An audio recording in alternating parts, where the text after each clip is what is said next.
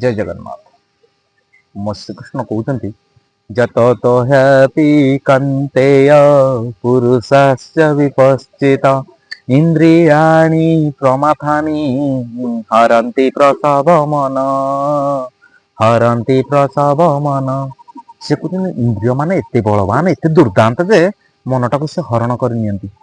କେମିତି ନା ସେ କହିଲେ ଯେତେବେଳେ ତମ ମନଟା ଯେତେବେଳେ ଗୋଟେ ଜ୍ଞାନୀ ବ୍ୟକ୍ତି ନିଜକୁ କଣ୍ଟ୍ରୋଲ କରିବା ପାଇଁ ନିଜ ଇନ୍ଦ୍ରିୟ ମାନଙ୍କୁ କଣ୍ଟ୍ରୋଲ କରିବା ପାଇଁ ଚେଷ୍ଟା କରୁଥିଲେ ସୁଦ୍ଧା ଇନ୍ଦ୍ରିୟ ମାନେ କେତେ ବଳବାନ ତମ ମନଟାକୁ ହରଣ କରି ନେଇଯିବେ, କିନ୍ତୁ ଗୋଟେ ଜାଗାରେ ସେ ତାକୁ ରକ୍ଷା କରିପାରିବେ। ଯେତେବେଳେ ସେ କହୁଛନ୍ତି ଯତତ ହ୍ୟାପି କନ୍ତେ ପୁରୁଷାସ୍ୟ ବିପଶ୍ଚିତ ଇନ୍ଦ୍ରିୟାଣି ପ୍ରମାଥାନି ହରନ୍ତି ପ୍ରସବ ମନ, ସେଇ ଜାଗାରେ ସେ କହୁଛନ୍ତି ତେଷାଂ ସତତ ଯୁକ୍ତାନାଂ ଭଜତାଂ ପ୍ରୀତି ପୂର୍ବକମ୍।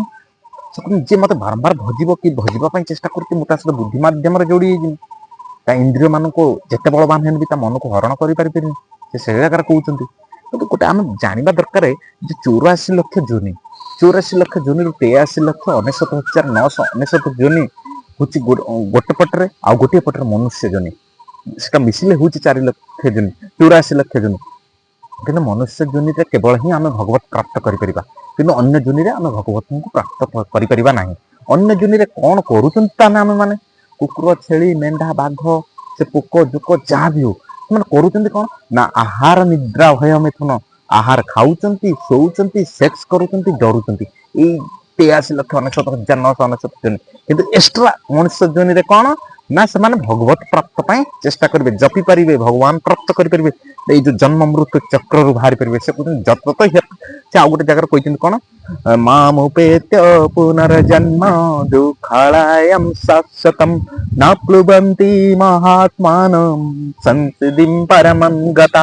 ସେ କହୁଛନ୍ତି ଯିଏ ମତେ ଭଜୁଥିବ, ଯିଏ ମତେ ପାଇବାକୁ ଇଚ୍ଛା ରଖିଥିବ, ତାର ସର୍ବୋଚ୍ଚ ଲକ୍ଷ୍ୟ ସେଟା। ତେଣୁକରି ସେ ଯୋଉ ଜନ୍ମ ମୃତ୍ୟୁ ଚକ୍ରକୁ ସେ ଫେରିବନି, କେବେ ବି ଫେରିବନି। ସେ କହୁଛି ଅବ୍ରାହ୍ମ ଭୁବନା ଲୋକ ପୁନରାବୃତ୍ତି ନ ଅର୍ଜୁନ ମାମୁପେତ୍ୟ ତୁ କନ୍ତେ ପୁନର୍ଜନ୍ମ ନ ବିଦ୍ୟତେ। ଯିଏ ଉଚ୍ଚତମ ଲୋକ ଠାରୁ ନିମ୍ନତମ ଲୋକ ପର୍ଯ୍ୟନ୍ତ ଦୁଃଖାଳୟରେ ଭର୍ତ୍ତି, ଦୁଃଖର ଭର୍ତ୍ତି ହେଇକି ଅଛନ୍ତି, ସେମାନେ ରିଟର୍ଣ କରିବାକୁ ପଡୁଛି। କିନ୍ତୁ ଯିଏ ମତେ ଜପି ଦଉଛି ସେ ଆଉ ରିଟର୍ଣ କରୁନି ଏଠିକି।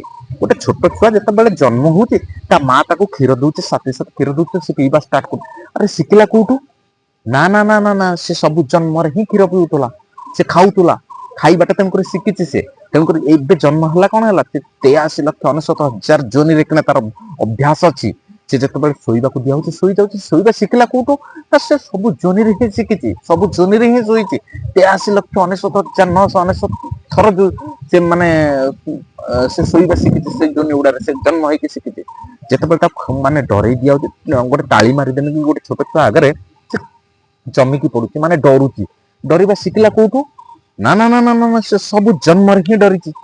ଯେତେବେଳେ 10 ବର୍ଷ 12 ବର୍ଷ ଗୋଟେ ଛୋଟ ଛୁଆର ଗୋଟେ ବୟସ ହେଇଯାଉଛି, ଗୋଟେ ଛୁଆର ସେ ସେକ୍ସ କରିବା ଶିଖି ଯାଉଛି, ସେକ୍ସ କରିବା ଆସୁଛି ତାକୁ, ଶିଖିଲା କୋଉଠୁ ନା ସବୁ ଜନିରେ ହିଁ କରିଛି, ସେ ଆପେ ଆପେ ଶିଖିଯିବ।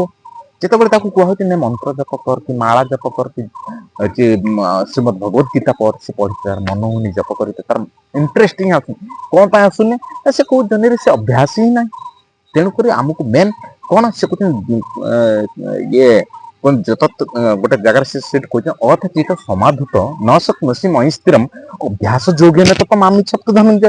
ତୁ ଯଦି ଅଭ୍ୟାସ କରି ମୁଁ ଯୋଡି ହେଇଛି, କୃଷ୍ଣ ନିଜେ କହୁଛନ୍ତି। ତେଣୁକରି ଆମକୁ ଅଭ୍ୟାସରେ ପଡିବାକୁ ପଡିବ, ଆମକୁ ଜାଣିବା ପାଇଁ ପଡିବ ଆମେ କଣ, ଆମେ କିଏ, ଆମେ ଜନ୍ମ ହେଇଛନ୍ତି କଣ ପାଇଁ, ଆମର ଶେଷ ଟାର୍ଗେଟ କୋଉଟା। ଆମେ କିଛି ଜାଣୁନାହାନ୍ତି, ବୁଝୁନାହାନ୍ତି, ଆମେ ଯାହା ମିଳିଲା ଆମେ ଖାଇଯାଉଛୁ। ଆମ ପାଇଁ ଗୋଟେ ମାନୁଆଲ ବୁକ୍ ଅଛି ଶ୍ରୀମଦ୍ ଭଗବତ ଗୀତା, ସେ ଗୀତାରେ ଆମ ପାଇଁ ଲେଖା ହେଇଛି ଆମେ କଣ ଖାଇବା ଦରକାର, ଆମେ କଣ ପିନ୍ଧିବା ଦରକାର, ଆମେ କଣ କେମିତି କଣ ପାଇଁ ଆସିଛନ୍ତି ଏଠିକି, ଆମେ ଭଗବତ ପ୍ରାପ୍ତ କେମିତି କରିପାରିବା, ସବୁ ଜିନିଷ ସେଥିରେ ଲେଖା ହେଇଛି। ତେଣୁକରି ଆମକୁ ପ୍ରଥମେ ଶ୍ରୀମଦ୍ ଭଗବତ ଗୀତାକୁ ପଢିବା ପାଇଁ ପଡିବ।